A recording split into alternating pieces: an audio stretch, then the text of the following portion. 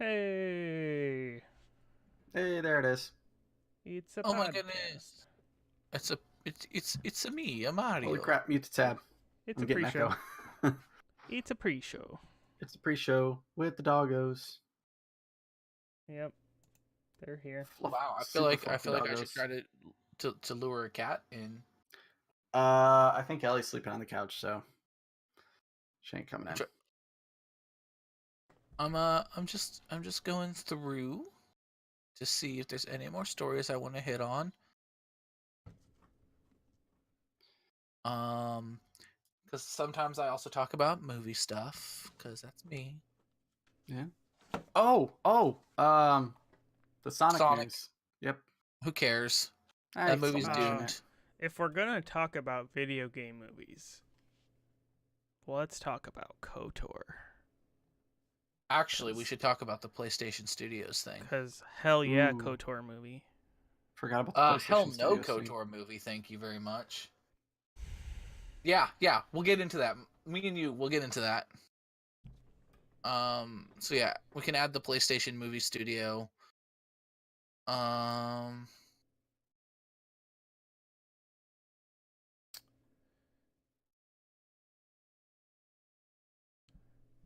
How you doing, Chef?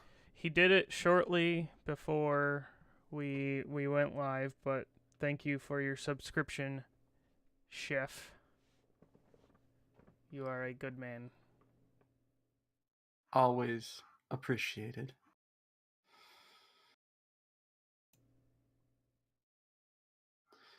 Ah, man. It's been a Alright, let me week. I mean, yeah. Yeah. It has actually, in fact, been a week since we've done this.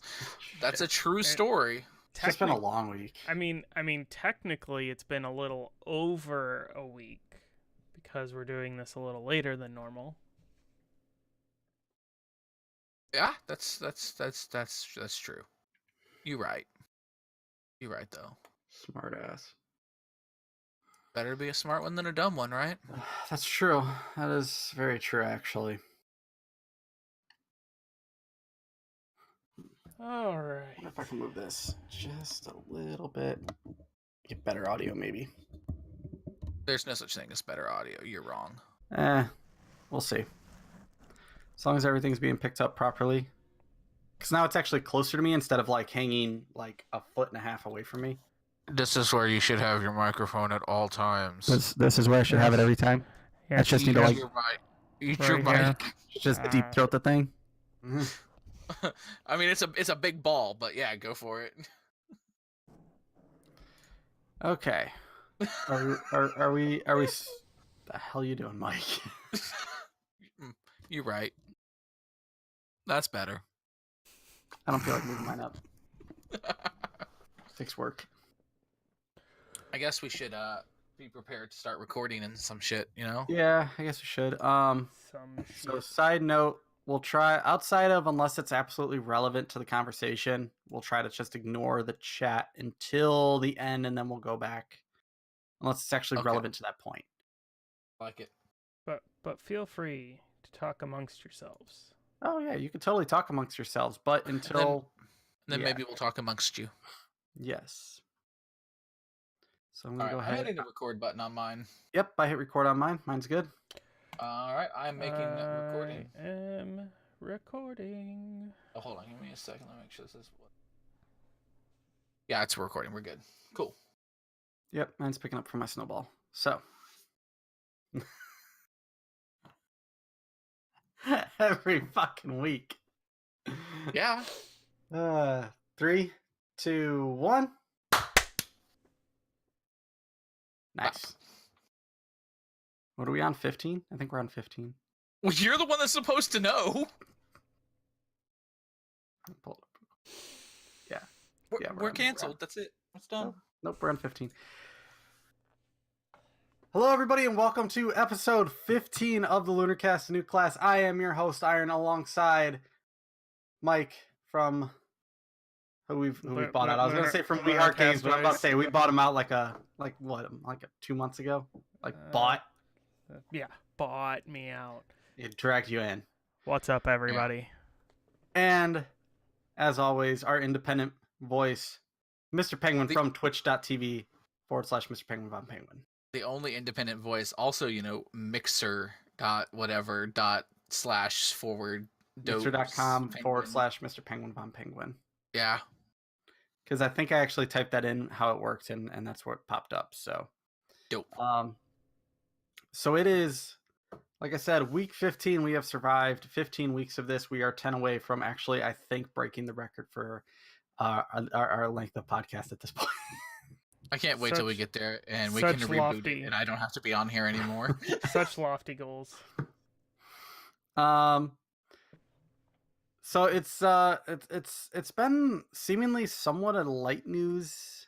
You say that week. Every week. I do say that every week, and then for somehow we still go an hour. Stories, and it's not a light news week because we have okay. I guess what I mean by light news, it's not like big breaking news stories and that. I think. I have a ton of breaking news stories. You just wait. So so let's just go ahead and dive right in. First up, the next Call of Duty is called Modern Warfare. It's a reboot, I guess. People made way too big of a deal out of this. They did. Yeah. I mean, it's all I'm saying is it's Call of Duty Modern Warfare Tokyo Drift. I'm in. Yeah. I mean, maybe it is a reboot of it before. And I mean, people are making jokes though. I've seen a couple of them on Reddit how they're like, how do they already have a remastered version when they haven't released a game yet? Because they're making fun of that.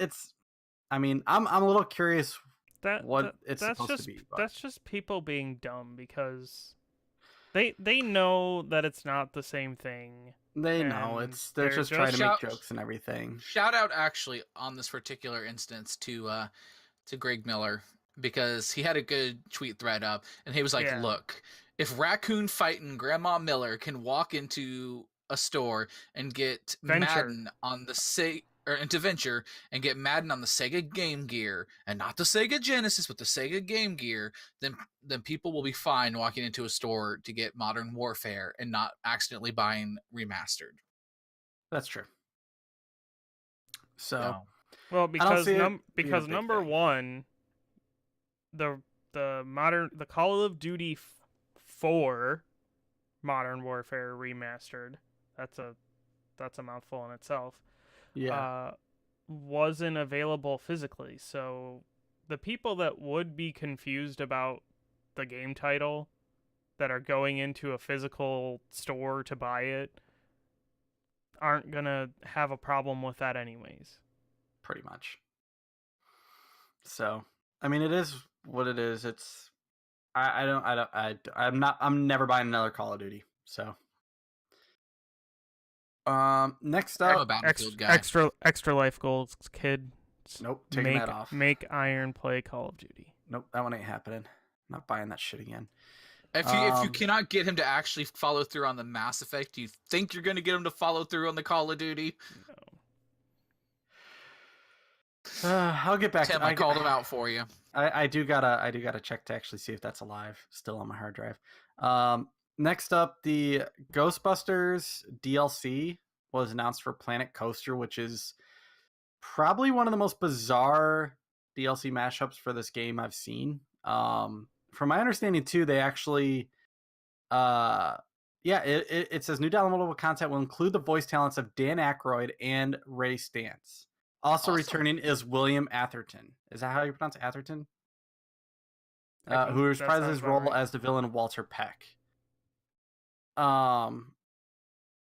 It's supposed to have a full story-driven campaign voiced by Aykroyd. New content includes 2 new interactive in-game rides, the Ghostbusters experience, and a kid-friendly ride called Roller Ghoster. Other franchise staples making the appearance include Slimer, the Stay Puft Marshmallow Man, Ecto-1 Ambulance, and even the 84 film's original theme song by Ray Parker Jr. That's the best part right there. Yeah. Get the theme song, I you got to buy it now, like hands down. Yeah. But I mean, is this really any weirder than other DLC we've seen? I mean, there's been some weird. weird DLC. Like, let's just look at some. I pulled up a list from What Culture of like 10 weird DLCs we can't believe exist. How about the Call of Duty Ghost Snoop Dogg voice pack? Yeah. Okay. That one was weird. All right. So They also had a Space Cats personalization weapon skin pack. okay. Okay. Elder Scrolls 4 Oblivion horse armor. That's just They had Okay. good intentions, but I did not know this DLC existed, but I know what I'm going to be buying. Uh-oh. The Rock Band 4 SpongeBob SquarePants pack. Do it. I dare you. Do it and stream it, please. Which contained 3 watch it. songs. There's got to be the fun song. So, which contained 3 songs each. Featured in the first pack were the songs Best Day Ever, Where's Gary, and I Can't Keep My Eyes Off of You. The second pack were A Day Like This, Riding the Hook, and Employee of the Month. It says, the weirdest thing by far about this DLC is not the fact that it exists, but rather the fact that it's SpongeBob SquarePants without the fun song or the theme song. Yeah, really. Like, what the hell? Like, I was like, where's the fun song or that Krusty Krab song? Wait, is that the Without You? Did you say that one? Don't ask me. Either way. Or the goddamn motorcycle in Breath of the Wild, like. Yeah, I never even downloaded that. Like, I remember that DLC. I have no. You don't want to ride a motorcycle around Hyrule, dude? I didn't even use the freaking horse. I would run everywhere. I didn't even finish Breath of the Wild. Yeah, me neither, actually. So like, I mean, it's not that weird. And when you think about it, like having a Ghostbusters themed ride in a video game, this is something I'm sure Universal Studios at some point has had a Ghostbusters themed ride. Yeah, I'm pretty sure. Not even all that weird. Yeah. Go ahead. The weird thing to me is, so that said it was a story campaign? Yeah, a story-driven campaign. Is that something that's in Planet Coaster before? There are campaign missions in Planet Coaster where you go in, you open up a park, and it gives you like a bronze, a silver, and a gold tier to complete, and each one becomes more difficult for that park. See, I wouldn't. That's it. I really hope this is you having to, like, you open a park and it's haunted, and you have to call in the Ghostbusters. I'm kind of really curious now. Now I'm getting curious. I may. You're gonna buy it and you're gonna stream it. We already know it. On Steam. The thing is, I'm not a big Ghostbusters fan, and it's gonna run at 10 frames per second. The fuck is wrong with you? Not a big Ghostbusters fan. I watched it a few times, and it's fine. It's not that I hate it or anything, because I do enjoy the movie. I'm just not like all hail Ghostbusters kind of thing. Well, I mean, you're wrong, but sure. So either way, maybe it's because I'm a little bit older than you, so Ghostbusters scratches that itch a little more. Maybe. It just says Planet Coaster Ghostbusters will be out soon on Steam, so it could be in a couple months. For all I know, they could be getting ready for it for like the fall. Soon, TM. Yeah. Next up, Mario Kart Tour debuted on on Android for the US. And a few other places, and from what it sounds like, it's not that it's bad, it's just slightly overly heavily monetized.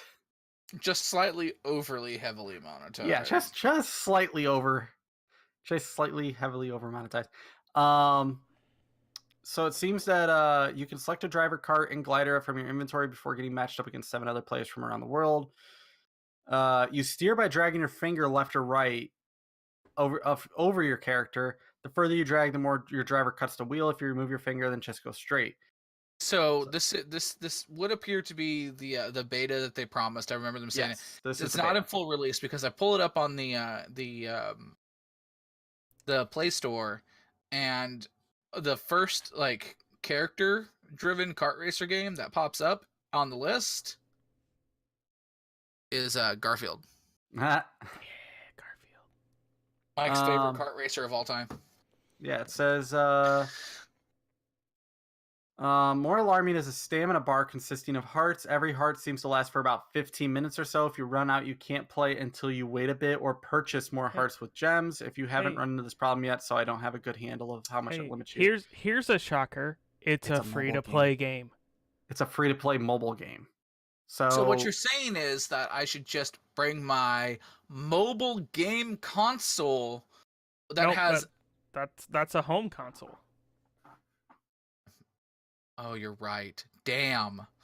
How else? There's no way that I can take that with me and play Mario Kart on the go. Nope. Well, shit. I guess I'm gonna have to buy Mario Kart Tour and pay for gems. You right. You right. Yep. I mean, they got you. They did.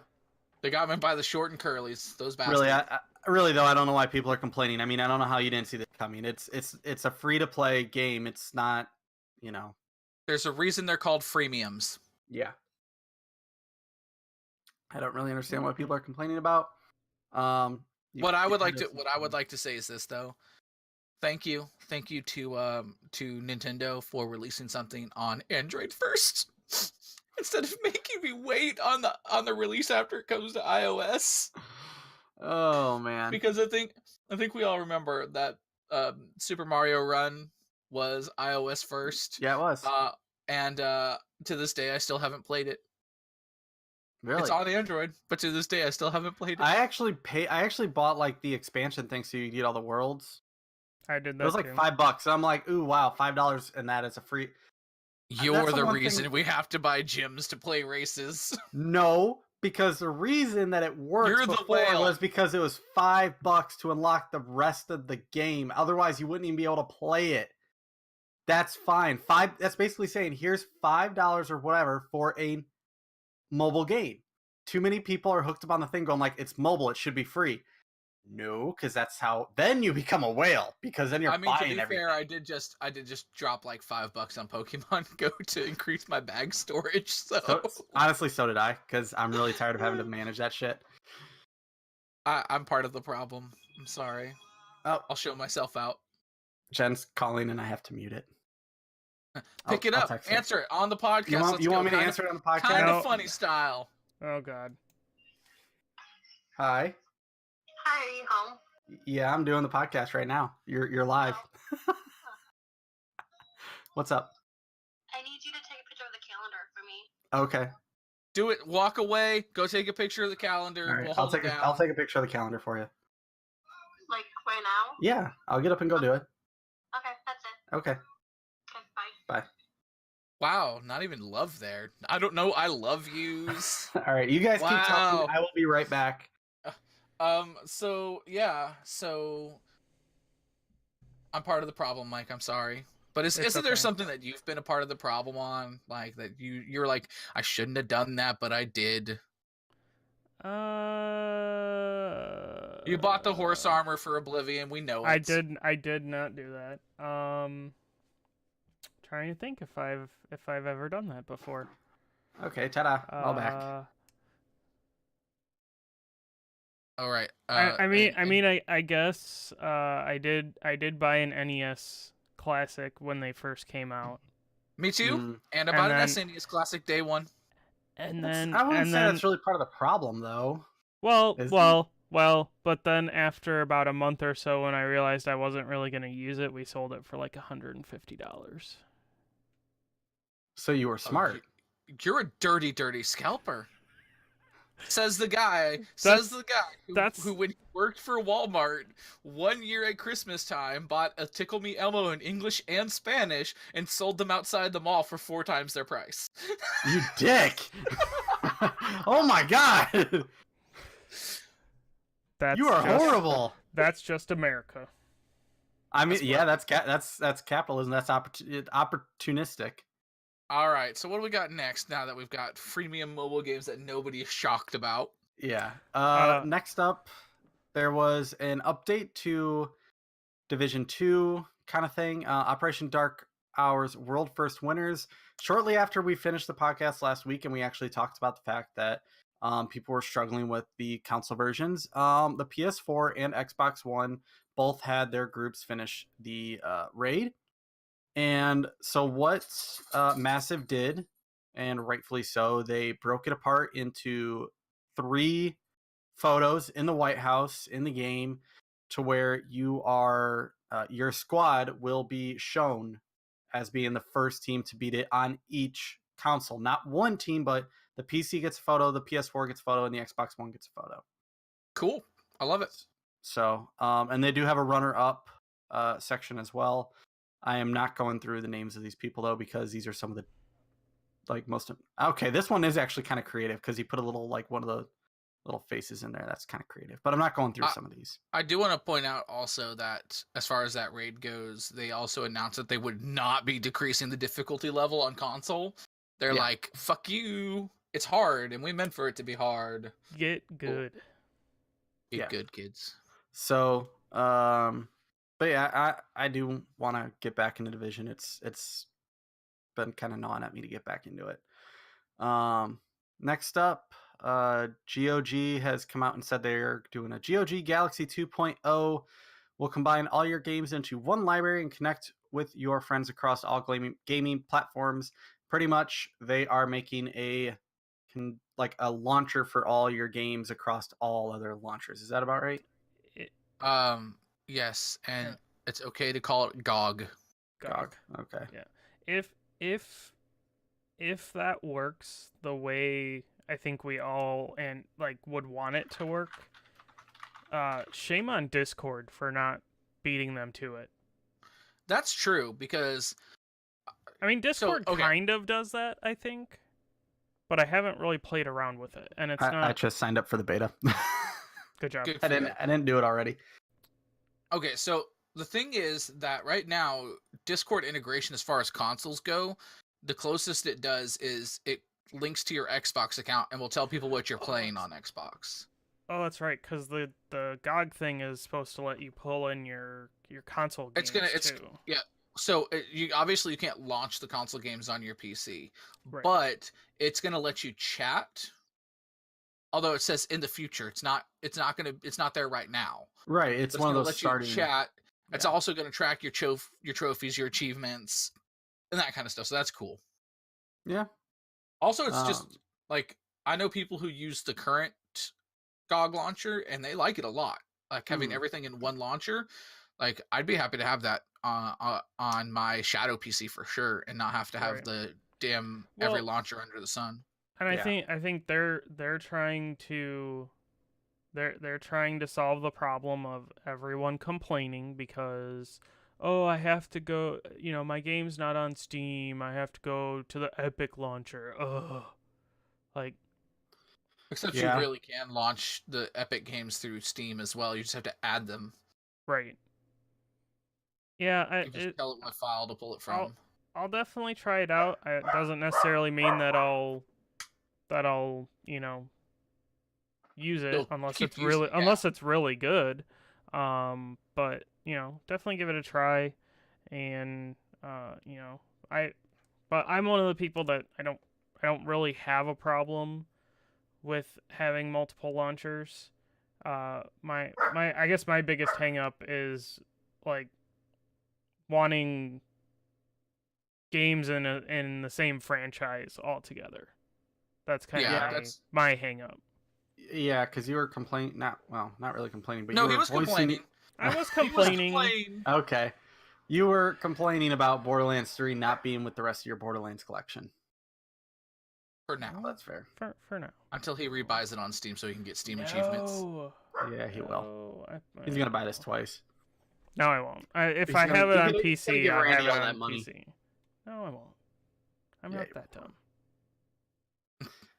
So, but yeah, and so next up, we mentioned the Epic Game Store, so we got a couple things with them. Wow. Ellie, hey, come here. Squirrel.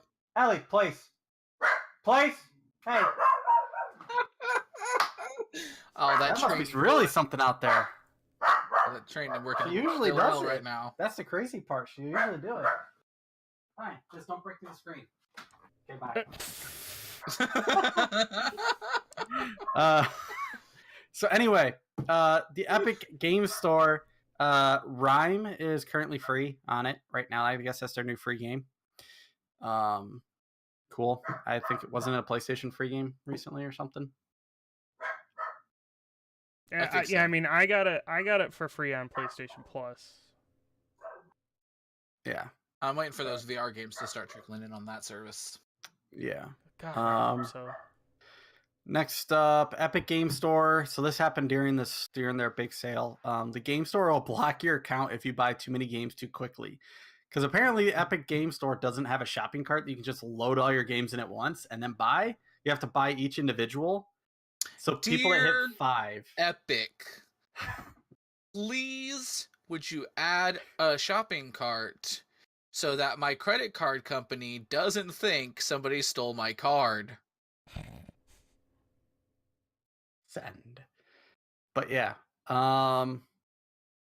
So it seems like after 5 purchases is what people were having the problem with. Yeah, it says, so I can confirm that me buying a whopping 5 games ranging from $5 to $50 on the Epic Store flagged my account for possible fraudulent. Yeah, but maybe if you guys had a fucking shopping cart, Jesus Christ. How quickly were they buying those games? Within 5 minutes?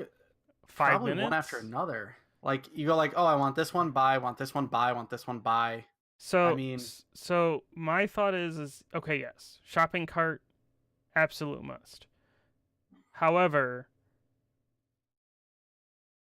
it sounds to me like they're trying to actually protect people from those kinds of fraudulent purchases, but the lack of a shopping cart from those fraudulent purchases, or are they like, yo, that's a lot of games at once. Are you sure you really want to buy all those right now? We're trying to protect your wallet for the consumer. Trying to protect your wallet. We don't want your backlog to get too big. Are you sure this is what you want to do? Are you sure? I'm pretty sure they don't care about your wallet. They want your money. I mean, Steam is out there doing their little spring cleaning thing. I don't know if you saw that. Yeah, I saw something like it's popping up challenges for you to do to earn like achievements in Steam by playing games that you've bought but haven't played, or you've bought but haven't played in a long time. Yeah. Okay. Interesting. Yeah, so it's I didn't really pay much attention to it because it's not a sale. So let me know when the sale hits at the end of June. It's that kind of thing. I think I'll be out of the country when the Steam sale is going on. Thank goodness. Yeah, thank goodness for your wallet. Last bit of news that I got. There has been a bill being moved through Congress, or at least through the Senate anyway, of the U.S. To ban loot boxes in games. It is now gaining bipartisan support. It says 2 Democratic senators have signed on to Republican Senator Josh Hawley's I don't care, anti-loot box bill, providing bipartisan support for the proposed legislation that would fine publishers and game distributors over both blind loot boxes and pay-to-win mechanics. Okay, so I see where their heart is on this, and I do think that there can be some protections, but it'd be way better, like, if you think about this, they were getting ready to regulate the video games industry back in the day when Mortal Kombat came out, and they didn't do it because the video games industry regulated itself. Mm-hmm. Sure. They probably should have stepped in a while back and been like, oh shit, we probably need to do something about this. But like, I see where they're going way too far. Like, the stuff that they're doing is like, this is stuff that can affect what they're going to be able to sell in MMOs and a bunch of other things. It's going to affect mobile games. Like, think about that. Okay, here's my quick thoughts. Number 1, most politicians aren't gamers. They don't know what the fuck they're talking about. Fair. Number 2, the whole argument, and I know we've probably gone through this at some point or another, the whole argument about loot boxes, how you're spending money but not getting anything, is bullshit. You're getting something out of it. It just may not be what you want. To which the simple answer as far as the loot boxes is do what countries like China are doing, where you require the developer to show drop rates in the game. I think that like those are good things, but I also think that maybe, just maybe, these companies should include a way that you can just flat out buy the skin you want. Like if it's a Right. skin thing, Right. Yeah. like let people buy that skin directly, because as it stands, like, and I love Overwatch, and I haven't played it in a while, but I do love the game. But like the idea that I can pick up duplicates so much. I have had times where I earn like 6 boxes, and I'll get the same skin 3 out of 6 boxes, the exact same skin. Mm-hmm. I've had it happen. Maybe they should also, maybe don't make it to where they can buy it directly. Bark. Yeah, my God. All right, I'll be right back. You keep talking. I'll be right back. But maybe they make it so that they have a system in place that makes sure you don't get duplicates. Right, and I think Destiny implemented something like that for exotics, where, because their kind of way of monetizing Destiny 2 was you can buy silver and you can spend that silver to get, an engram for an exotic, and there was a big problem with duplication to where they updated that to where it will it'll kind of go through and give you everything that you need before it starts giving duplicates. That's always a big thing. Obviously, the whole game that started this, Battlefront 2, where they had actual like abilities and stuff in loot boxes. That's a big, anything where you're putting gameplay affecting items in this is never good. But cosmetic things, throw it in a loot box. It's just like, to me, the way I look at loot boxes, and I know this will resonate with you guys, is it's like buying a pack of Pokemon cards or Magic cards or whatever. Yeah. You're buying a pack of 5 cards. You don't know what you're going to get. You don't know if you're going to get just a common thing that you have multiples of, or if you're going to get that super ultra rare card that, Yeah, it's completely... Why did I never pull a Black Lotus back in the day? Why did I never get... I never got the holographic Charizard. I had one. I had 2. Aren't you fancy? Yeah, I am. But so the big thing here is, like I said, it's a digital thing, so you can prevent duplicates. You can do that. You have a system that you can implement. Mm-hmm. 2, you can say, oh well, what about people with addictive personalities? Blah blah blah. I'm like, and my thought process there is, well, if they're not spending the money here, they're gonna spend the money somewhere else. They're gonna do it. You're not gonna stop them. They're not gonna, like a casino. It's like, okay, you stop them from going to a casino and that. Like, you're just gonna go buy lottery tickets. I don't like using that analogy because you're not gambling. So it's not like a casino where you're going in and... I mean, it lights up the same parts of the brain. It does, yeah. It's not gambling, but it's very... The idea of it is very similar. It's no different than like if you were to play like Candy Crush and that. Like, it was a proven fact that like the reason that Candy Crush and other games that are very similar to it, like Bejeweled and that, are very addictive and people can't stop playing it, is because gives that same activity in your brain as gambling. Right, but loot boxes are crack cocaine, okay? But here it's like an Oreo. Here's the thing.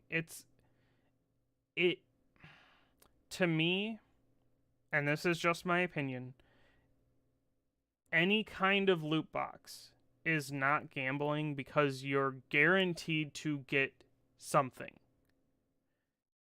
Whether it's a duplicate and they give you in-game currency, or you're allowed to break down that duplicate or something for parts or currency or whatever, you're guaranteed to get something. Yeah. To me, gambling is, well, you're putting money into something and you're either going to get some kind of reward or you're not going to get anything out of it. Because, if you go into a casino, you could lose all of your money and not have gained anything. But with loot boxes, you're at least getting something out of it. It may not be what you're looking for, or it may not be, the super ultra rare things, but you're still getting something out of it. Now, I agree that if loot boxes, if you're going to do loot boxes, you should also potentially provide a way for someone to buy something directly. But I guess I've just never seen a big deal with loot boxes, and maybe it's just because I'm not drawn to constantly buying them. So the problem, like where it comes in is gambling, is the fact that they have a certain sector of the population that spends not in-game currency earned in-game, but they actually pay real money. And yes, you get something back in return, but it still has the potential to be financially ruinous. That's why I think there should be a system in place to at least make sure that you can buy what you want directly. Yeah. But or cancel out the duplicates. But I mean, like I said, the people who are in a position where like they just go back for that hit on these loot boxes, if they're not buying them in a game, they're going to do something else. They're going to go spend that money and do the same thing somewhere else, whether it be lottery tickets, where they do get their asses up and go to a casino somewhere, whatever it is, they're going to find a way to do it. Yeah, they are. Maybe you find you help with the resources that they need to figure out why are you addicted to this. Yeah, well, but there has to be some personal responsibility as well. The other thing I think that, and I don't know if maybe this is the right thought or not, is so if you take a game like Overwatch, you get a loot box every level that you get past. So most of the people spending the money in that are the people that don't want to spend the time in the game grinding those out.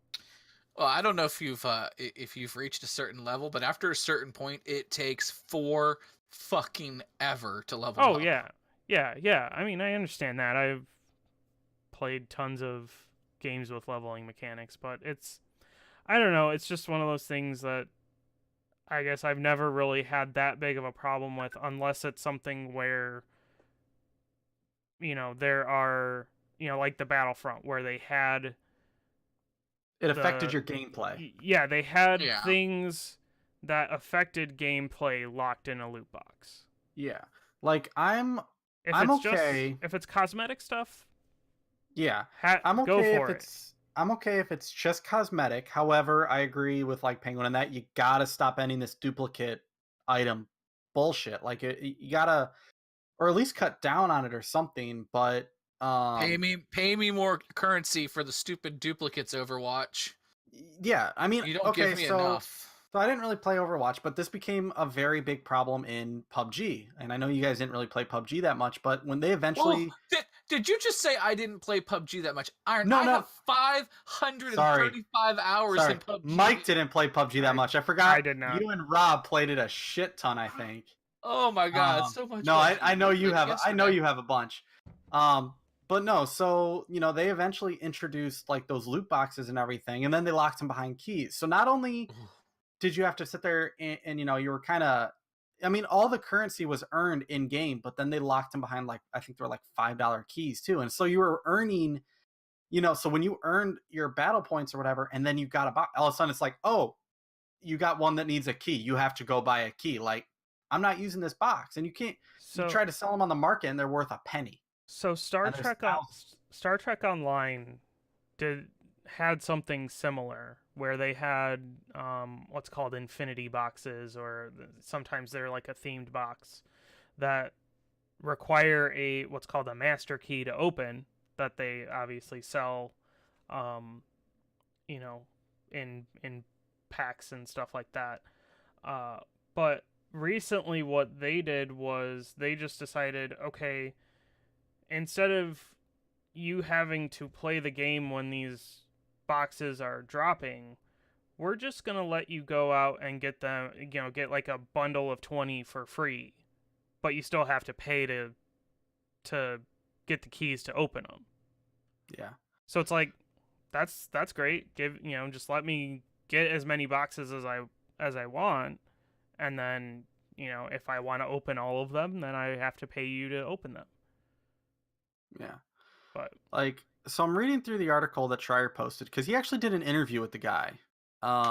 So the whole point of the bill, and this kind of somewhat makes sense. It says it's a finable offense for publishers to put loot boxes in games that target children and are played by children, i.e. Fortnite. Or are played by children. Literally any game can be played by a child. Pretty much any game can be played by any person. They're pretty all much targeting Fortnite. Hands down, they're targeting Fortnite, and I guarantee, while this guy says except he is not a gamer, Fortnite, I guarantee he lost his shit in Fortnite. Fortnite doesn't have loot boxes. You can literally buy what you want when it pops up in Fortnite. I don't care. All I know is this guy must have lost his shit in some freaking loot box scam, and that's why he's after it. Well, I think they're going mostly after mobile games. Probably. I think so. But I think that guy really, really, really wanted the Cthulhu Zen skin in Overwatch and never got it. And now he's pissed. I mean, the other thing is that, okay, this is meant to protect consumers, but you're also going to harm the video game industry, not by profit, affecting their profits necessarily, but if people start backing away from these loot boxes, which means they potentially start backing away from all of the different cosmetic options and stuff like that, now you're affecting people's jobs. I'm just saying it's like this, all right? As far as we're trying to, won't somebody think of the children? For fuck's sake, there's somebody who should be thinking about the children. It's their parents. Right. Pretty much. In the end, it comes down to why a do you 10-year-old have is your not credit going card out number linked to your kid's console? Yeah, and a 10-year-old is not going out and buying Battlefront 2 and shit. They had to get the money from somewhere. Here's the idea of, because I've seen this many times where a parent will just hand their kid their phone to play a game. Yep. When you take your, well, there's that too. Password protect your purchases, all that stuff. But Penguin was like, yeah, do it. You have to buy thumbprint to buy stuff on my Google Play Store. You need my face. My face. But also, I don't know if I would ever, if we had kids, I don't know if I would ever give them my primary phone. I'd probably take a phone that, my last phone that I had, get that on Wi-Fi or whatever, and just say, here you go, this is what you're going to play games on. I would buy, if it still existed, I would buy the cheapest fucking iPod Touch I could get, and just say, here's your toy, have fun. All right. I think people are tired of hearing us ramble on about this, though, so let's move on from loot boxes and idiotic people trying to regulate video games. So speaking of people not getting what they thought they wanted to get. Oh, yeah. So Blizzard has released WoW, the beta for WoW Classic.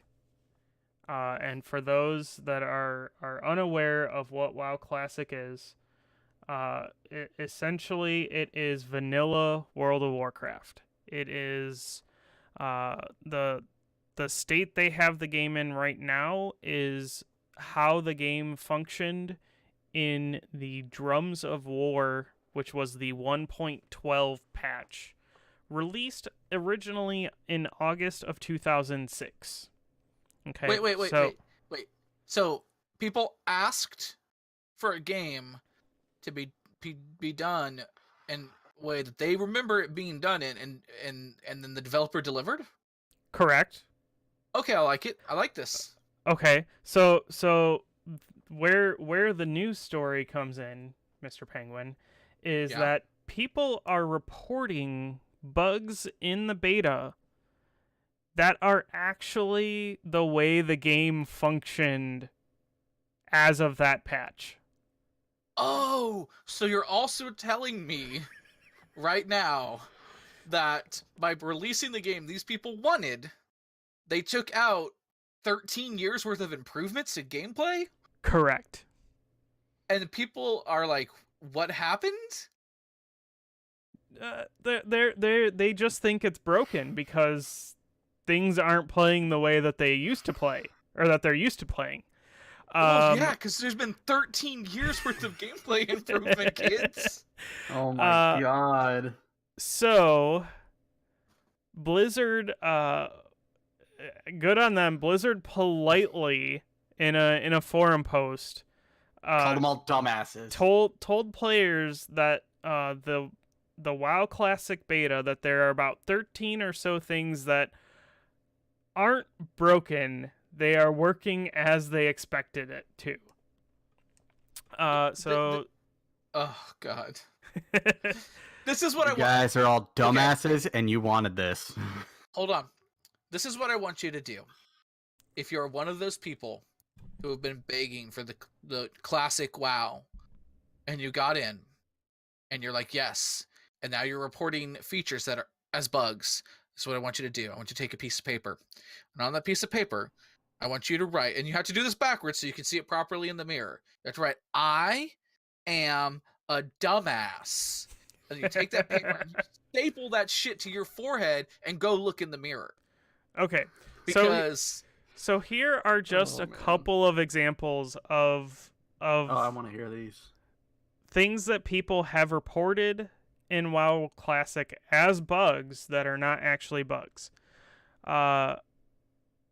Available quests do not display as an exclamation mark on the minimap. It did not do that in WoW in vanilla WoW.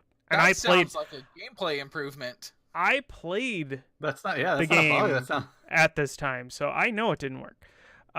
Quests that are too low level for the player do not show up as an exclamation point in the game world. You mean they're too high of a difficulty? Yeah, so if the quest is too low for you. Yeah, quests are at certain levels. So like if it's a level 2 quest and you're level 19, doesn't show up. Not gonna pop. Oh, okay. All right.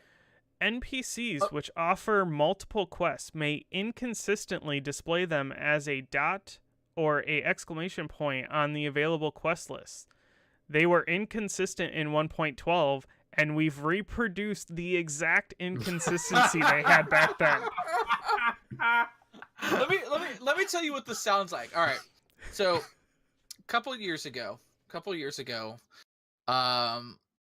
yeah, it would have been 2017, the back half of 2017. It was myself and British Rob, Squeegee, Ouija, Super Killer Bunny, and Teddy. We all embarked on a journey together in WoW, and we played together as Pandarians, and we had ourselves a Panda Parade. So I have experienced WoW within the last couple of years, and let me tell you, having played that bit of WoW, fuck WoW Classic. I'm out. Yeah, I just think it's funny. They're like, there was a bug in the game. We reproduced that bug. We reproduced it. Yeah. Quest objectives and points of interest are not tracked on the map or the minimap. Yeah, you had to know where the fuck you were going.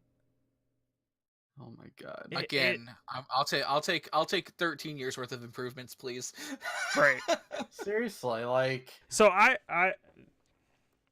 have been an off and on WoW player essentially since this version of the game that they're talking about. I've played Battle for Azeroth.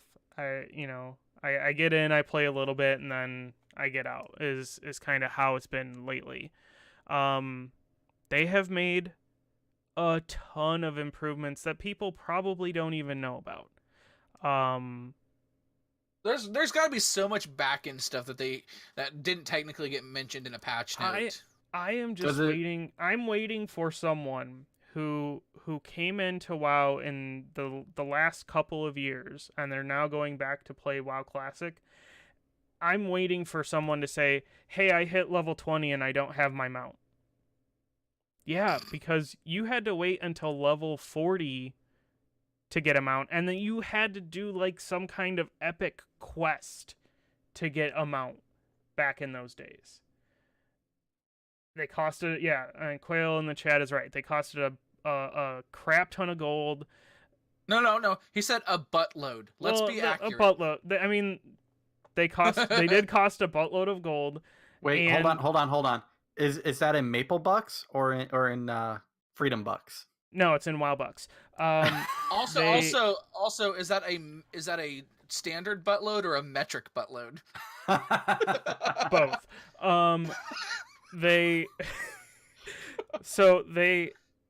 And like when you get to level 60 and you go to get your epic mount, there's like a whole big long quest chain, and again, costs a buttload of resources and gold to get that next quest.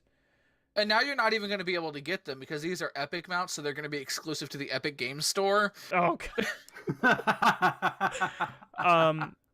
So yeah, it definitely, me and Lindsay have talked over here and about maybe me re-upping my sub to WoW so that we can get into WoW Classic and maybe do that for streams and whatnot. So I'll definitely get in when they release it and play around, but I'm not going in with the expectation that it's going to play like WoW does now, just with the original content.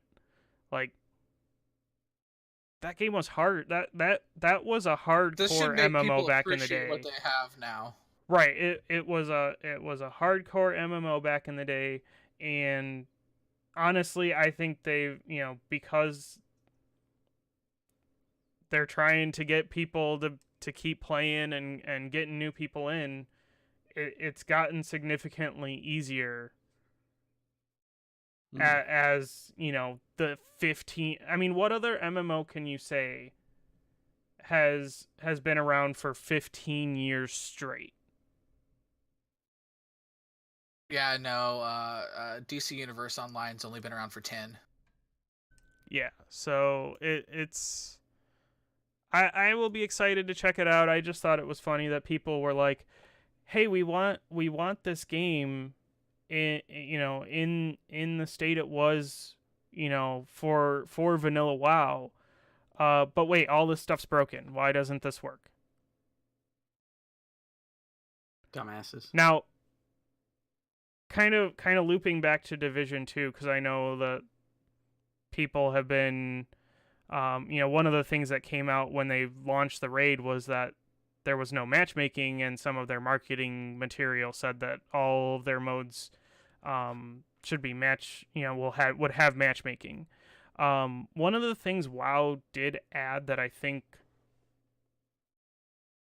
games that are gonna have raids should possibly look at is WoW. I don't remember in what expansion this came out or when they started doing this, but they launched what they call the Raid Finder. And essentially what that is it's matchmaking for the raid, but it's at a lower difficulty. Quail says Wrath of the Lich King. Thank you, Quail. So they launched the Raid Finder, which is essentially it's a full 25-person raid, but it's at a lower difficulty. So I don't see why games like The Division or Destiny 2 couldn't offer something like this for their raids.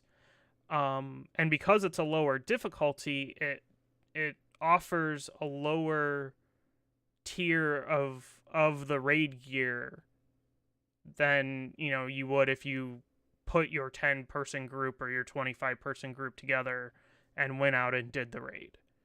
So I just think some developers could look more at WoW, especially because They've been doing raids for 15 years. They know, they know what they're doing.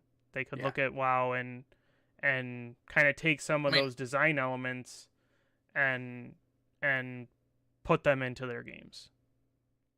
I mean, and they've already got, and WoW has, the perfect celebrity endorsement already.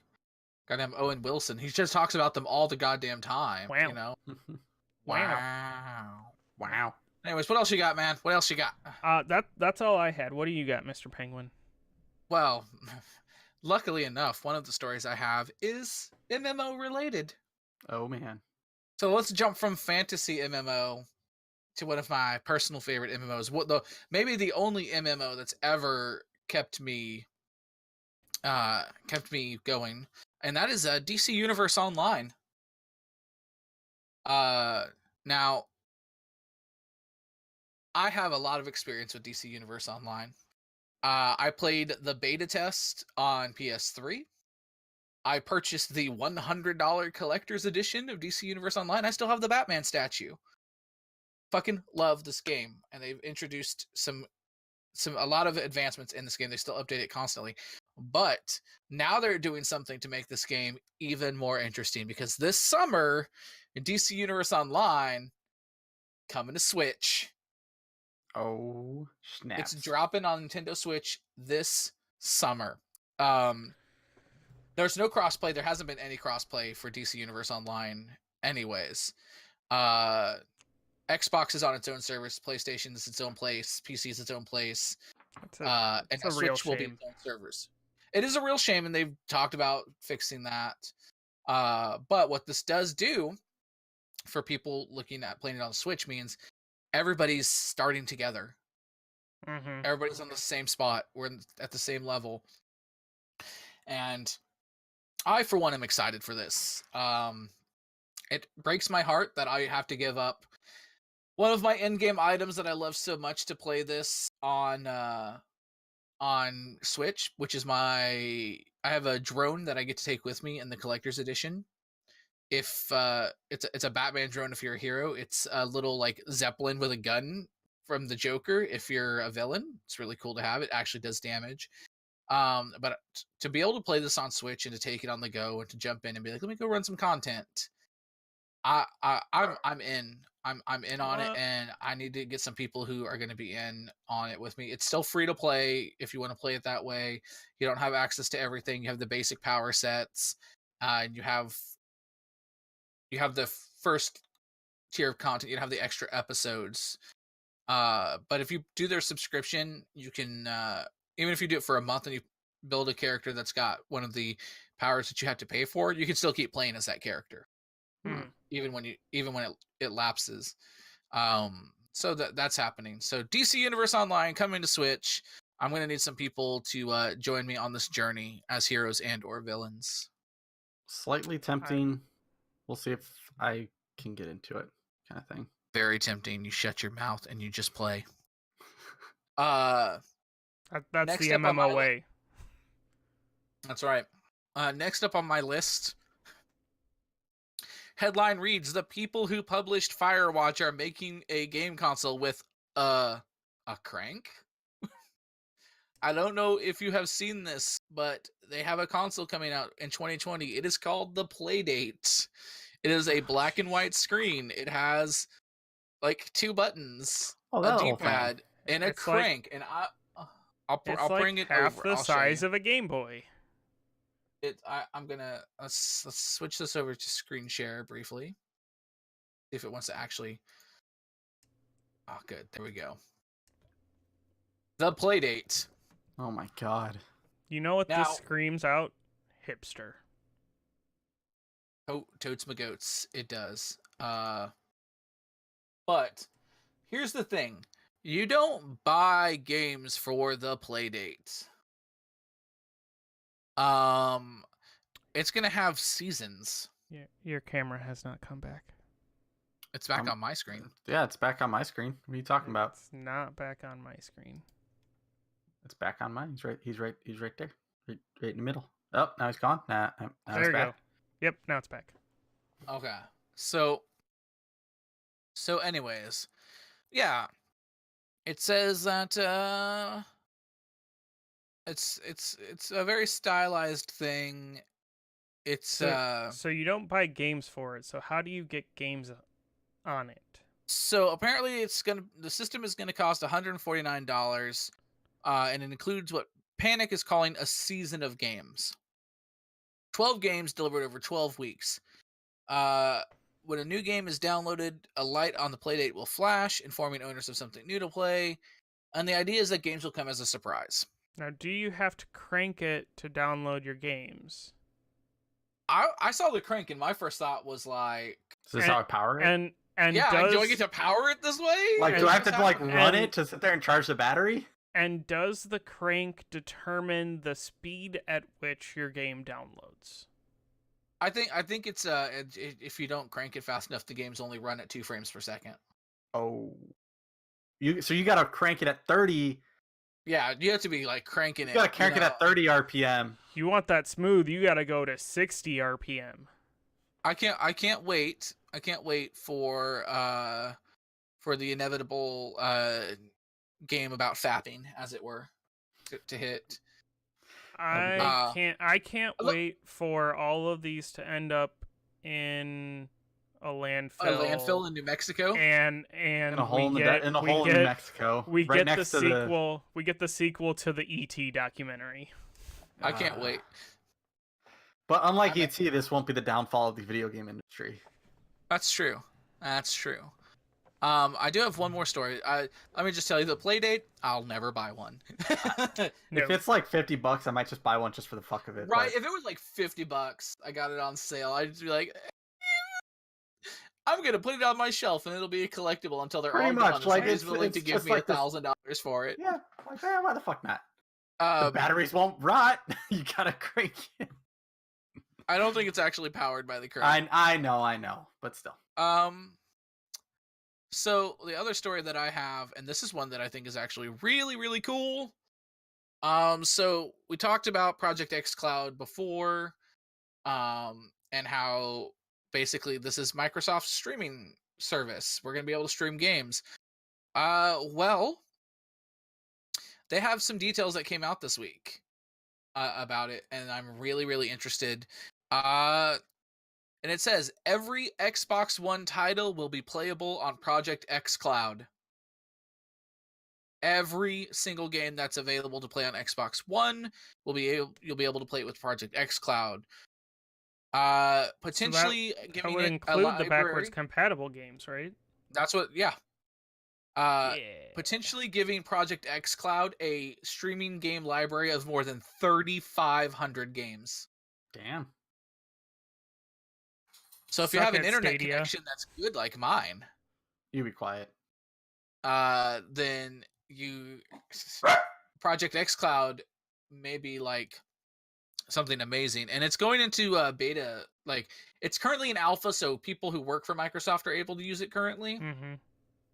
It's supposed to go into beta later this year, and I'm pretty excited to maybe have a chance to test it out, because I mean, I've missed some Xbox games, and maybe just maybe this is exactly what they need, and maybe just maybe if this is the thing where they're like, this is part of what they're working on with Sony, who knows? Like, who knows where we can go with this?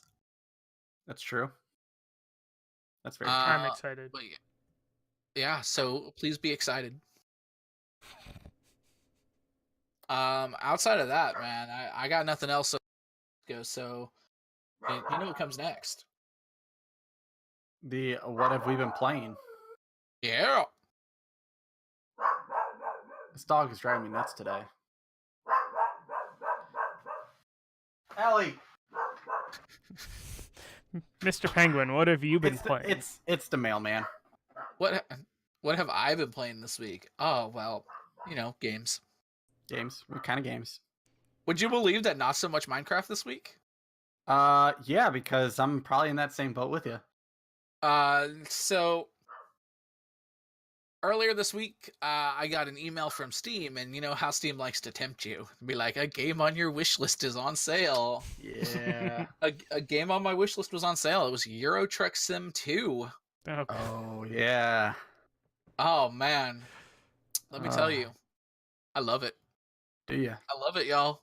I put up my my base of operations in Glasgow, Scotland, and I'm driving on the wrong side of the road and shit, and then a right-hand drive truck, and then I got to go through the channel tunnel, and then I I'm was about to in say, France. like, did you get to go through the channel?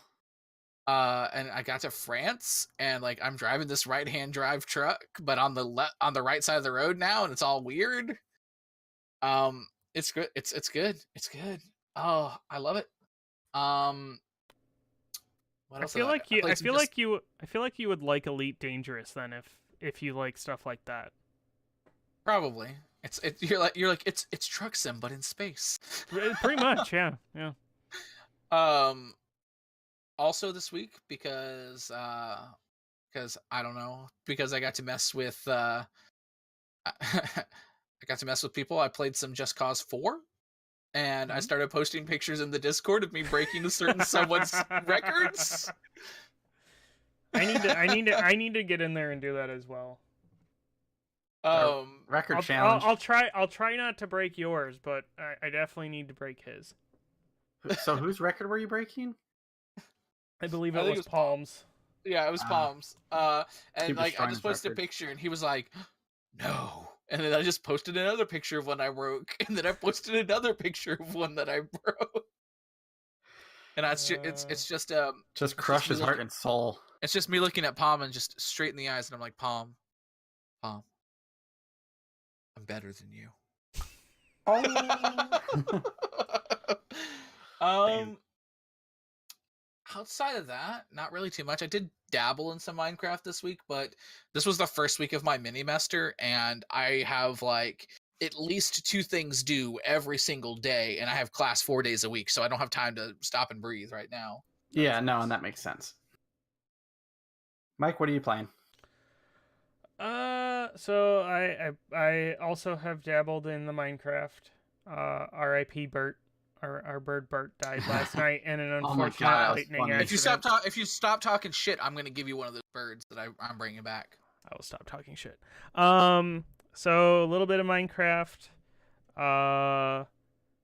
But the big game that I played this week is Dauntless.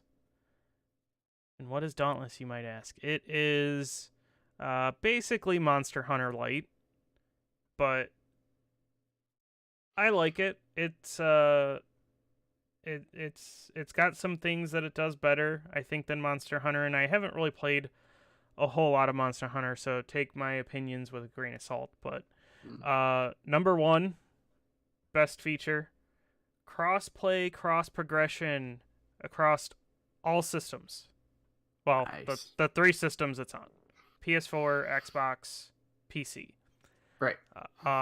So you're having a very different experience with Dauntless, it feels like, because most people I've heard talk about it are like, this is an amazing servers down simulator this year. Well, I was getting to that, but okay. I wanted to talk first about what I've actually been able to play. Oh, when you're able to play it. When I've been able to play it. That being said, clearly they were not prepared for being a free-to-play game that has cross-play and cross-progression, because I don't think there's been a single time where I've been able to launch the game and get right in. I'm always in a server queue. Sometimes that server queue goes pretty quickly, and sometimes it's Sometimes he's able to go upstairs and make a 5-course meal and come back down, and he's still 17th in line. The problem I have with the server queuing issue right now is it's not such a big deal on the consoles, but on PC, there is no way to exit the game if you're stuck in the queue. What? So you have to Alt F4 basically to close the game if you don't want to wait for the server queue. That's really dumb. Yes, because basically you get in the game, they give you a little disclaimer, you hit OK, and then it's like, oh, we're full up. Here's your position in the queue, and they give you an option to go back to the disclaimer that they show you before. So, quality of life, first world issue there. That just sounds like basic game design 101 and somebody forgot to take the class. The person in charge of setting this portion of the game up missed class that day. Right. Well, it's Oh, they I think they got their steps out of order. It should be disclaimer, press, your typical press any key to start. Essentially. I still can't find the any key on my keyboard. I know, right? It's so elusive. So you have that, and then normally you'd go into like the main menu, and then from there you'd have an option for like play game, which would then put you in the queue or whatever. This game kind of does it out of order, I would say. Now, that being said, when I'm playing the game, it's good. I like it. I would love to get some people together and form a party and go out and hunt some monsters and have fun. They have 6 or 7 different weapon types. Majority of them are melee. They do offer repeaters. So there is a little bit of ranged guns that you can do.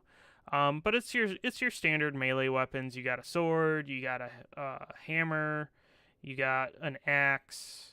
There are, I think they call them chain blades, kind of like a Kratos style weapon. Just sold iron on the game. And then they have the war pike, which is essentially like a polearm type weapon. So I've been playing ever since I unlocked them. You have to actually progress through some quests to unlock the repeaters. But I've been playing with those kind of exclusively. But this feels like a game where I would be like, look at my giant hammer. So it is a simplified, I would say it is an ultra simplified Monster Hunter. Just based off of the little bit I played of Monster Hunter World off of Game Pass. But it's really similar. So you have crafting, you craft armor and your weapons from pieces that you get off of the behemoths that you kill. And those, if you go and you kill a blaze behemoth, the weapons and armor, the weapons that you craft will do fire damage. The armor that you craft will offer fire resistance. So there's strategy to your loadout. You get, 5 health potions per hunt. You basically have a limited inventory for what you can take out with you, but essentially infinite storage when you're in the little city area. I like it. I've done a couple of like public matchmaking sessions, which is kind of the default. You can either go into a private hunt, or you can do matchmaking where it'll group you up with 3 other people. And then you just go and you beat up a big monster, and then you get loot, and you go back to town and you craft stuff. So yeah, Monster Hunter. So sounds like it. It is tied to an Epic Games account. That's how they do the cross-play, cross-progression. You shake your head, Iron, but it is so nice to be able to play it at my computer. And I will say one thing: mouse and keyboard controls for melee weapons, no, don't work. no. I mean, they do. It's just your two different attacks are on the left and the right mouse button, and it just doesn't feel as good as a controller for the melee stuff. I haven't had a chance to play mouse and keyboard for the repeaters yet, but even on the consoles, it feels pretty good. Mike, I forgot a game I played this week. I played a game with you. You did play a game with me, and we will talk about that in just a second. I like it, obviously. It's essentially Monster Hunter mixed with Fortnite graphics, essentially. The hunts, you're on like a 30-minute timer, so you're not going to be spending a whole lot of time hunting the monster. I kind of want to play this game because I want to get to Tilted Towers and see what kind of monsters are there. The area they drop you into, at least initially, from the little bit I've played of it, there's different levels. There's cliffs and stuff that you get little jump pads you can jump up on, up to those higher levels.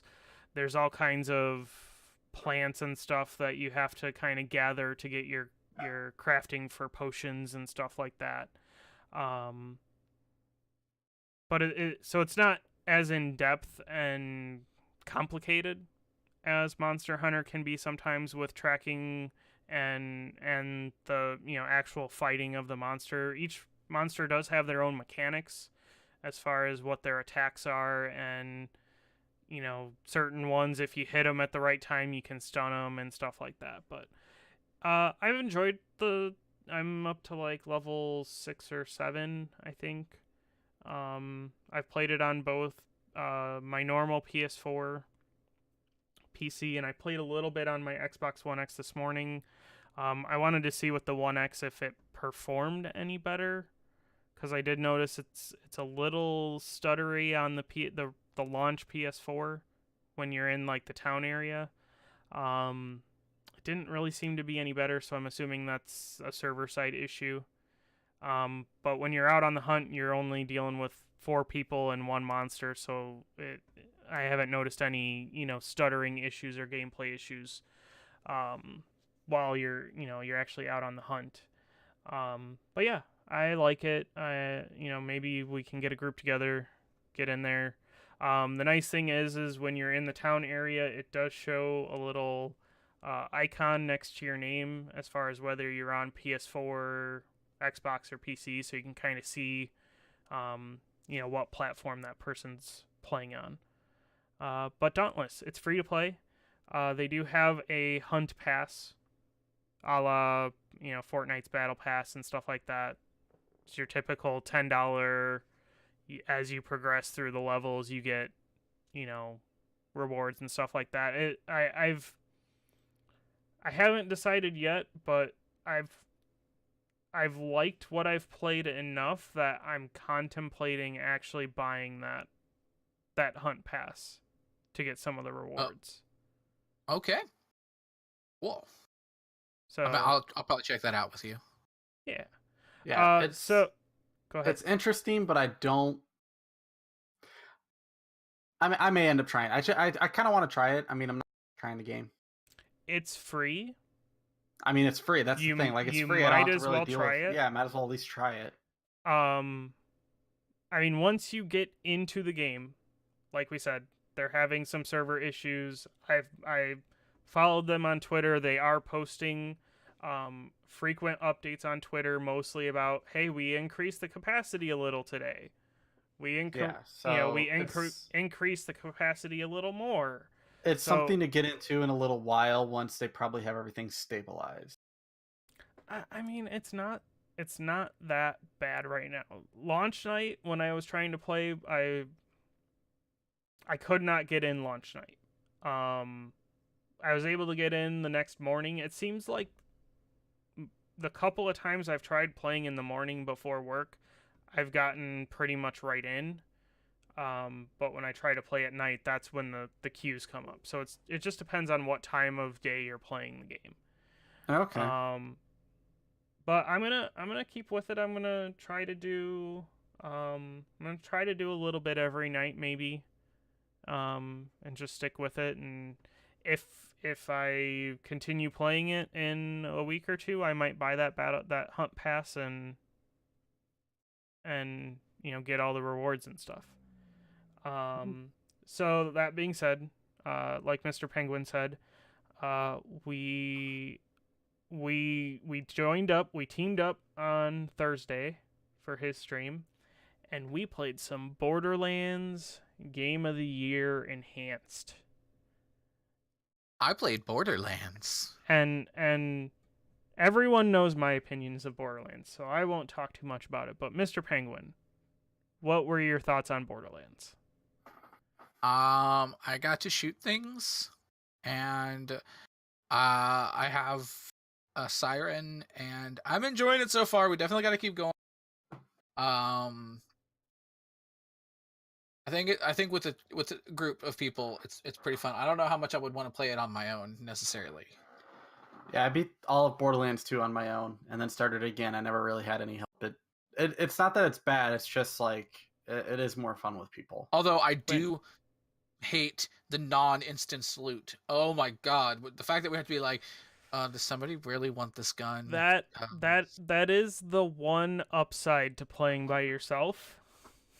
All the guns are yours. Is you don't have to worry about the guns coordinating. to us. Well, and the other problem we had was we were playing with Quail. Shout out to Quail. Hi, Quail.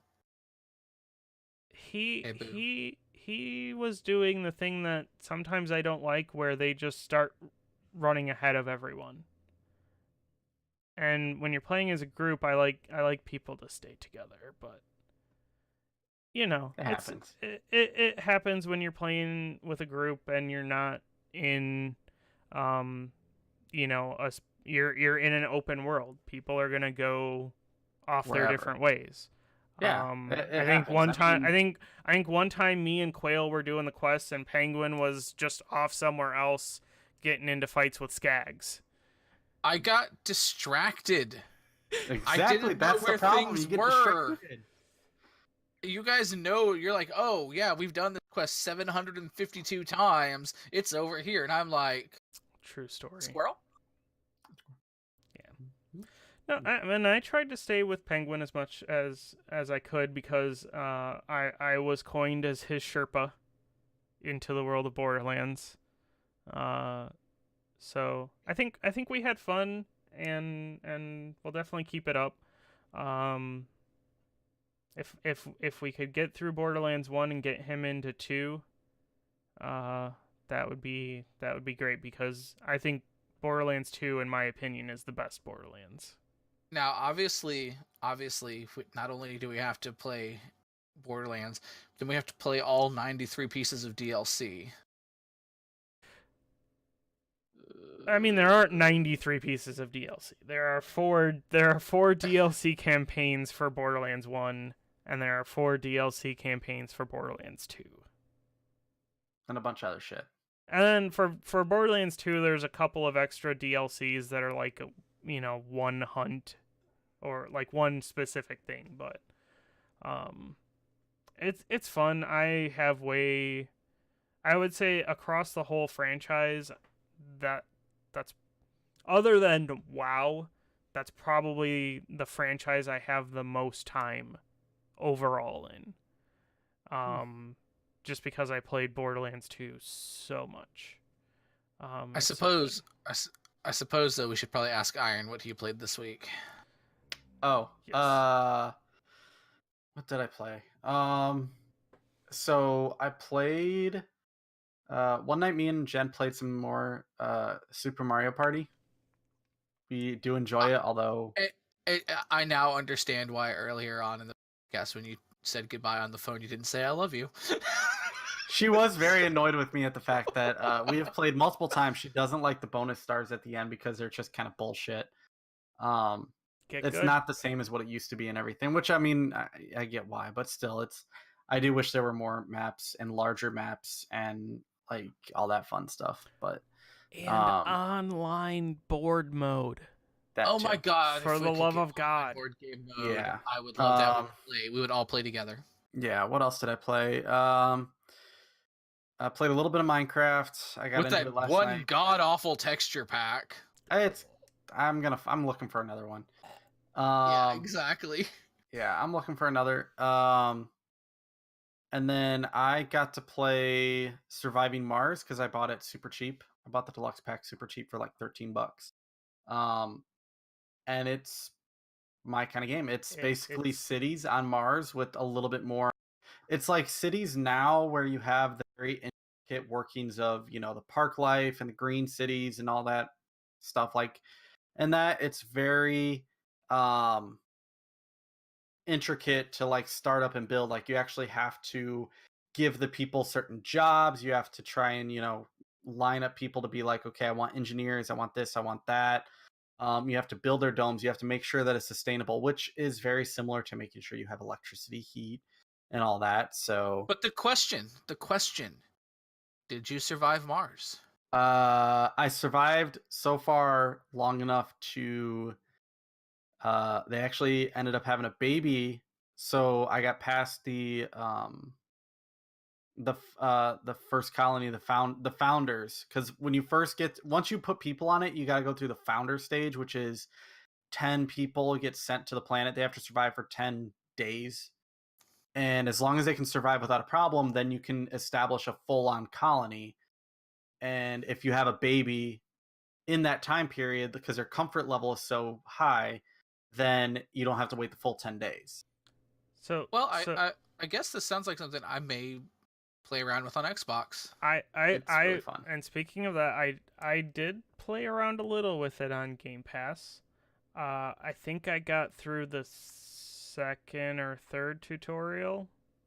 The tutorial where you do more with the rovers. The drones. The rovers is the one I got through.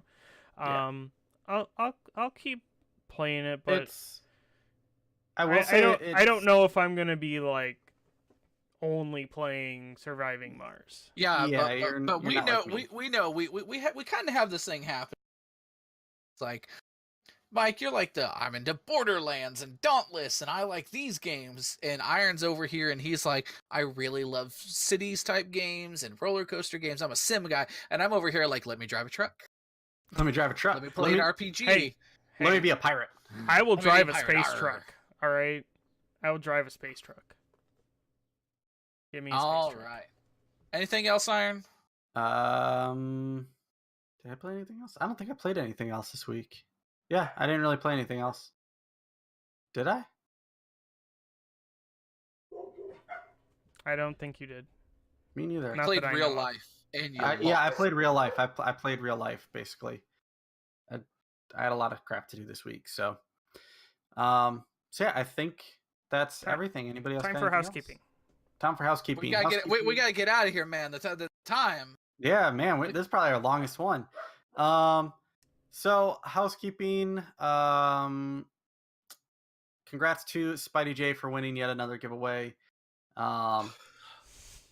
His technically the third one he's officially won. The fourth one was he won it because Six didn't want it, so we had to pull again. Otherwise, he would have never won that one. I'm 99% sure that Spidey J coded the bot. So I can verify that he didn't. Yeah. So congrats to him. Our next giveaway will be June 24th. It'll be another $60 card. Like Jack had said yesterday, we may do some extra giveaways during the month. That is completely up to him. Outside of humble codes, which I really need to start giving away. All right, check this out. Listen, when that next giveaway comes around, I'll make sure that I'm part of it. But do not be like, oh, he didn't respond. We're not giving him this thing, because I will be in the middle of the ocean with no internet connection. Nope, that's perfectly fine. Well, if you win the giveaway, I mean it. you win the giveaway. We understand that you're going to be on vacation, so we're not going to like rip it away from you. It's not like you're going to deny wanting the giveaway anyway. It's not like it's a specific game anymore. So, Exactly. So that will be the 24th next month. I will probably stream 1 or 2 times this weekend because I got tonight. Tomorrow, I'm maybe during the day I might do it or in the morning. And then Monday, we'll see what's going on Monday. It's actually supposed to be nice out. Otherwise, Tuesday, I may be back. I know Ellie's got her training because she can go back to training now. Thursday, I'll be streaming. Mike, you said you would be busy next Friday, I think. Yeah, I am not gonna be around on Friday, so I'll figure something out. If I stream, then so be it. I will be in Chicago. There you go. I love Chicago. So that is pretty much everything that is happening on our end. Penguin, I know your new schedule is Tuesday, Thursday on Twitch with Saturday on Mixer. And about 17 minutes from now on Mixer. I know, and I know we're supposed to be sitting there doing Pirates, and my parents are waiting to be, for a phone call to come bring over a picnic table, so it's like... Yeah, you're just going to have to bow out on Pirates, man. That sucks to be you. I'll figure it out. If anything, then I'll jump in at some point. So... we can rotate crew if we need to. It's fine. Yeah, we can rotate crew. Like, fill up your crew in that, and then if I'm available, then I'll jump in. I want to be able to play at some point. I got the freaking Game Pass. I'm going to get you in there. You're going to get in there today when you're done with your parents. Yeah. We'll throw somebody overboard for fuck's sake. There we go. So throw Mike overboard. I think that is everything. Penguin, do you want to pimp out your channel a little bit? Even though I just did a little bit. Twitch.tv/Mr. Penguin Von Penguin, Tuesdays and Thursdays at 7 p.m. Central Time, the real time. Screw this Eastern Time. You think you're so cool because you have an East Coast? Psh, we have a Gulf Coast, so fight me. Gulf Coast, worst coast, motherfucker. We got 5 lakes, bitch. So and of course, Saturdays at 2 Central Time. Currently, we're doing that over mixer.com/Mr. Penguin Von Penguin just to, test it out. Test the waters. All right. So that is our show for today. We are going to be jumping into the post show for at least a few minutes, probably 5-10 minutes. We'll be doing a post show. Thank you guys for watching. Thank you guys for hanging out. Until next time, everybody, have a great day. Bye. Adios. And thusly did they go to the post show. I'm done recording. And there we go. Welcome to the Lunarcast post show / Mr. Penguin streaming precast. The pre-show. Like, what's going on here? Lord, Ep 15. Holy macaroni and cheese. Gray Fox says that the real time is over there. He is correct. They are the start of all time. And yeah. All right, so let's see. Just because the British have to control everything. As far as the piratey crew today goes, Iron can get on in a little bit. Maybe Yuri might be available. 2.0 said she should be. I should start pinging people. That way we can see. Because that's how we do. I have no problem rotating the crew. I wanna go grab some food. Yeah, go grab some food before I start playing. But if you have open spots, I will be down to play as well. So Mike's going to get some food. So if we have a spot when he gets back, that's cool. If not, it's whatever. Mike knows he's always got a place on the crew at some point in time. Yeah. Mom was like, "Are you in a hurry?" And I'm like, "I guess not particularly." You're like, yeah, Mom, I got shit to do. I got pirates to kill. Sounds like Mom was watching the channel again, ready to call you out on your shit. No, she isn't. I love that Iron's mom is ready to call him out on his bullshit. She does it all the time. I know, it's great. She's not watching right now. I know what her name would be in the chat, so she is not watching. My mom does not know about this. I mean, she knows, but she doesn't know. So I need to... I'm exporting my audio into MP3 format so I can upload it so that Jacket can do his thing. I probably definitely got to do. I'm gonna do a little bit of measuring. Because I need to measure for the back door because we're gonna try to get a screen door, and then I need to make sure I'm trying to get a ceiling fan for the bedroom, and then I'm gonna look at getting a ceiling fan for in here. Get a quiet one. Awesome. Because I don't have the air conditioner in the window right now, and I'm doing for Can I tell just you all about one day right now. Can I tell you all about some bullshit? Does it have to do with your pool that you were enjoying? That pool Okay. is great. Don't hate on that. Okay. So let me tell you about this bullshit before I get ready to go over to my side of the world and do my thing. We have been waiting. People have been waiting for grades to come in for the spring semester because I am now in a mini master. So Right. Professors had until 5 p.m. yesterday to upload their grade books so that they could start getting that done and handled. I had 5 classes this semester, and lo and behold, I had that one, and I've been bitching about this class. Y'all know I've been bitching about this class. It's the one where I had this really shitty online professor who's just awful. Every single wow, okay, that took about 0.2 of a second to upload that. Quiet. Good. You Done. suck. So my 4 other classes, I looked last night. My grades are in 4.0 GPA, motherfuckers, this semester. Woo! That other professor, my current grade is an NG, which is not graded. Which I looked and found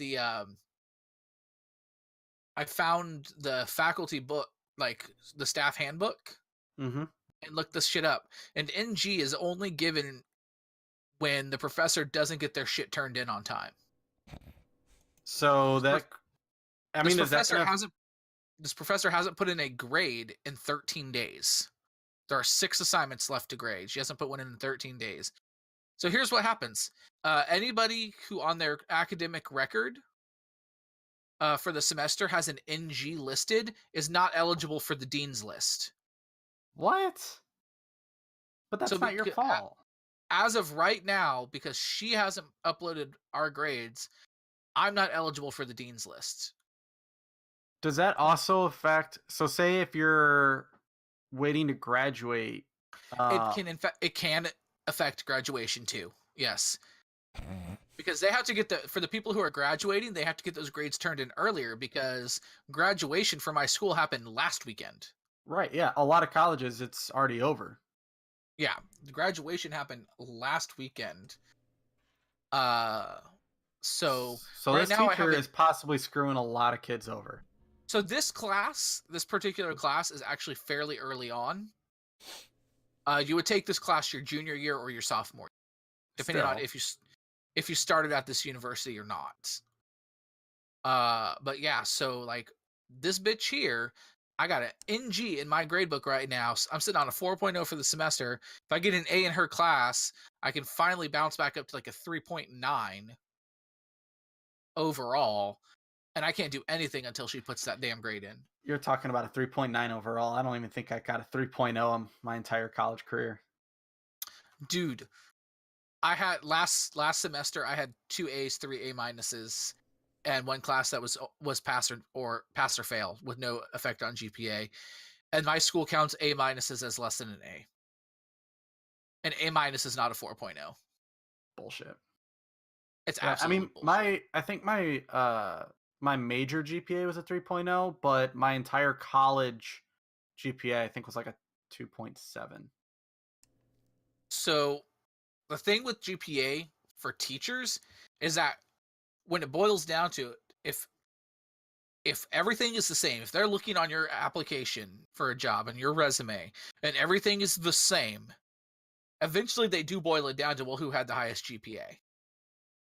I can see that with teaching, but like my field, GPA doesn't mean shit. No, see, I still think that's bullshit.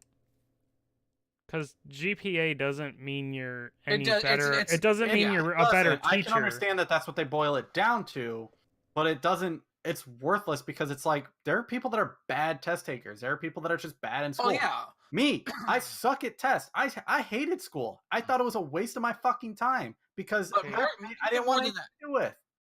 Even more than that, it's a point of pride for me. Like that GPA is a big point of pride because we've talked about like in classes, the average GPA for an education major is a 3.25. It's like a B minus. Or I no, have a that's 3.9. I have an A minus GPA overall. At this point, Is it B minus? What's a? it's my point of pride. Isn't a 3.0 like a solid B? A 3.0 is a B. So a 3.25 would be like just slightly above a B. Basically a B pushing into a B plus territory. Yeah. That is bullshit, though. You know what I never understood? Freaking letter grades. Is it because they don't have an E? That's a good point. A, B, C, D, F. Like we're just skipping E. You suck. I mean, the F always made sense because if you Fail. get an F, you're just a fucking failure. Damn. Thanks for saying that on all those Fs I got on my test. Oh, trust me, You fucking failed on those. I failed plenty of things in high school. But I worked hard.